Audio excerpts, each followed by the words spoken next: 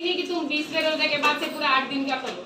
अगर तुम फजर के बाद भी एक जगह ऐसे बैठ जाती हूँ कि मैं भाई जब तक उठूंगी नहीं तब तक मैं एहतिकाफ की नियत करी, तो 1 घंटे का भी एहतिकाफ होता है, हफ्ते तो कर नहीं सकती वैसे।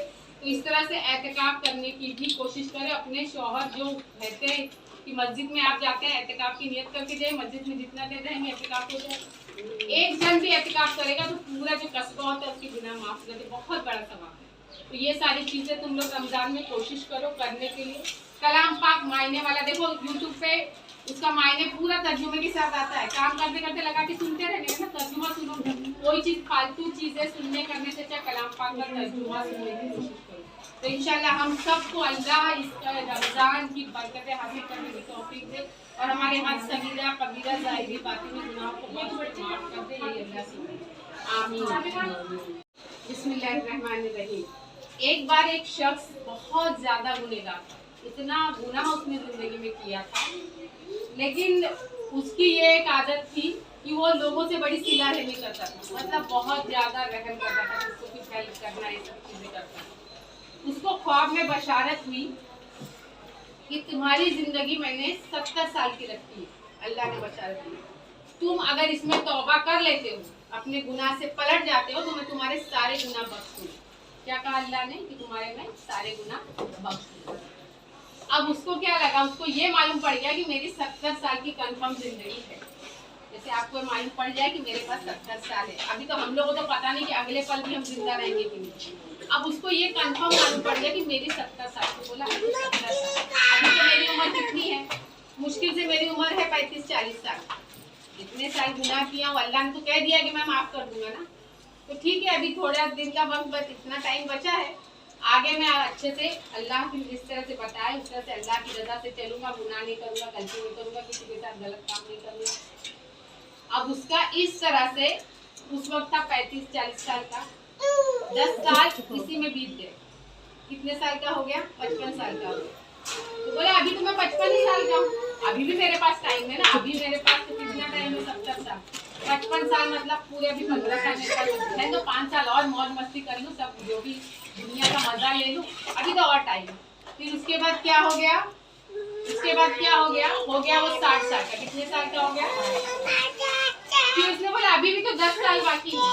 क्या बोला? अभी भी 10 साल अभी बाकी है। और उसके बाद में ऐसे करते करते हो गए 65 साल का हो गया। फिर सोचने लगा कि एक दिन उसके दिमाग में 65 साल का हो गया हूँ, 5 ही साल बच्चा है, चलो अभी तो थोड़ा प्रैक्टिस करूँ तब तो गुनाह से माफी मांग लूंगा। तो बोले ठीक है।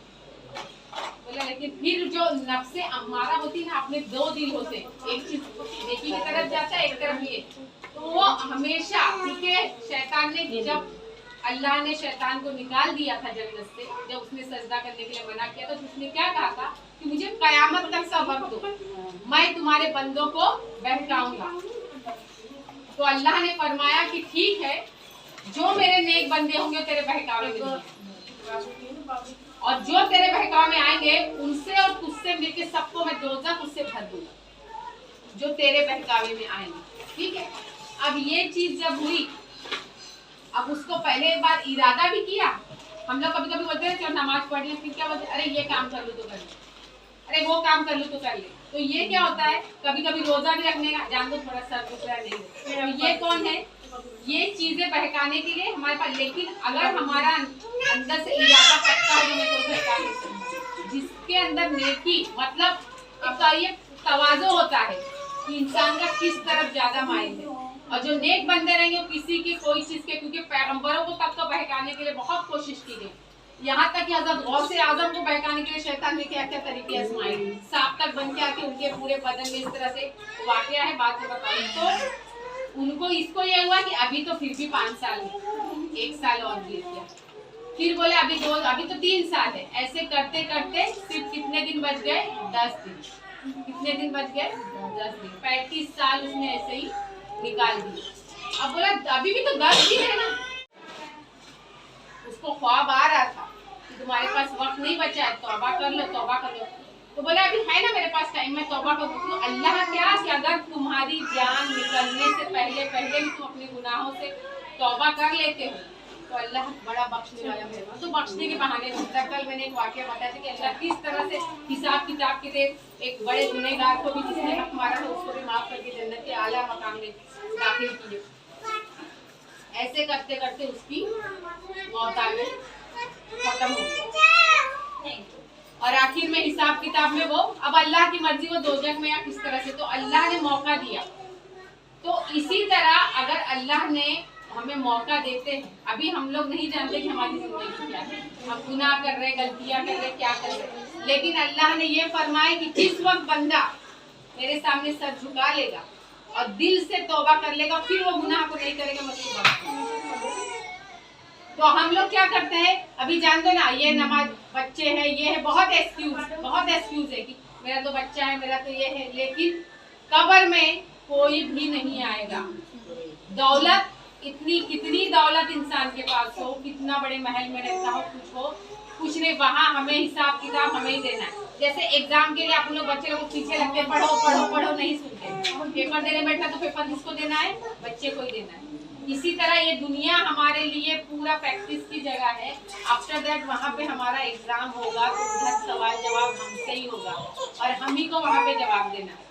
तो अल्लाह ने जो हमें मौका फराहम किया है रमजान का, इसमें 70 गुना हमारी नेकियां बढ़ा के बताएगी, तो उसका हमें इस्तेमाल करना चाहिए कि नहीं करना चाहिए।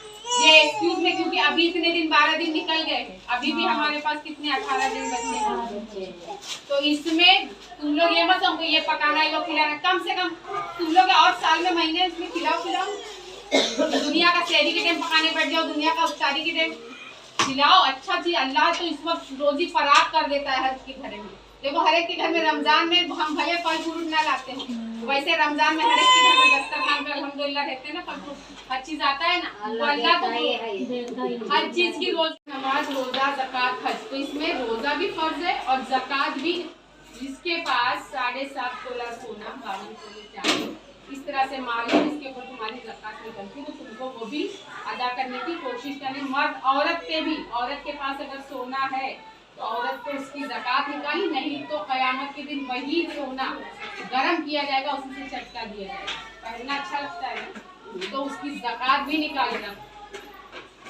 और जो जान माल का फिक्रा निकलता है 60-65 रुपये जो है वो भी।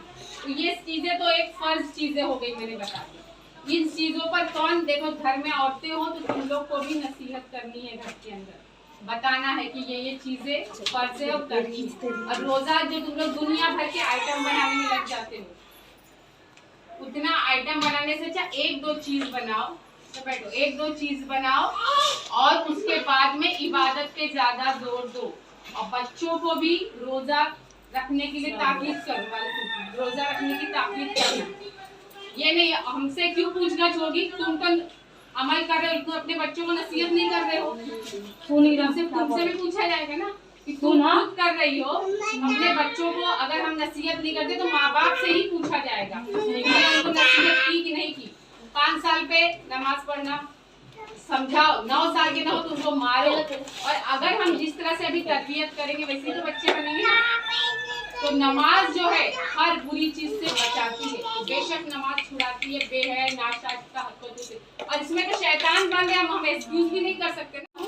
कलाम पाक पढ़ता हूँ और जब मुझे लगता है कि मैं अल्लाह से बात करूँ तो मैं नमाज पढ़ता हूँ।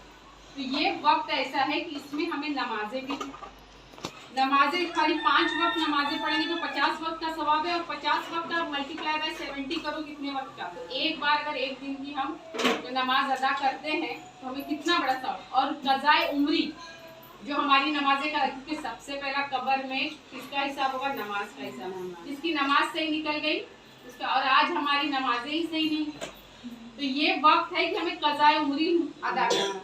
कज़ाए उम्री किस तरह अदा करेंगे, जैसे हर नमाज हम पढ़ते हैं, सुबह की फजर की नमाज अदा की है, उसके बाद 2 रकात कज़ाए उम्री पढ़ लिए फर्ज, जोहर की अदा की है, फिर 4 रकात कज़ाए उम्री फर्ज पढ़ लिए, असर की फिर 4 रकात फर्ज कर लिए, ठीक है। उसके बाद मगरिब की है तो 3 फर्ज अदा कर लिए कज़ाए उम्री। तो इस तरह से वो मल्टीप्लाई करके अपने को मिल रही है ना उसमें। तो इस तरह से हम कज़ाए उम्री भी अपनी उसमें ऐड होती जाएगी नमाजें, है ना। और इसके साथ इसमें फजर के पहले हमें अजान के पहले तहज्जुद, फजर के बाद इशराक, ठीक है। और बीच के वक्त में 9 से 11-12 के बीच में चाश्ता की नमाज है। उसके बाद मगरिब के बाद अगर हम अव्वाबीन की नमाज पढ़ते हैं 7 रकात, अपने नाम से एक महल बनता है जन्नत में, जिसपे अव्वाब लिख उठता है, अपना नाम लिख उठता है। तो मतलब अपने नाम से सिर्फ 7 रकात पढ़ने पे महल जन्नत में बन रहा है। तो पढ़ना चाहिए कि नहीं पढ़ना चाहिए? और इसके बाद में 20 रकात तरावी की हर मोमिन औरत मर्द पर फर्ज है। मतलब सुन्नत मौकेदार पढ़ोगे तो बहुत अच्छा है। कोशिश करनी चाहिए कि हम वो 20 रकात भी पढ़ें। तो समझ में इस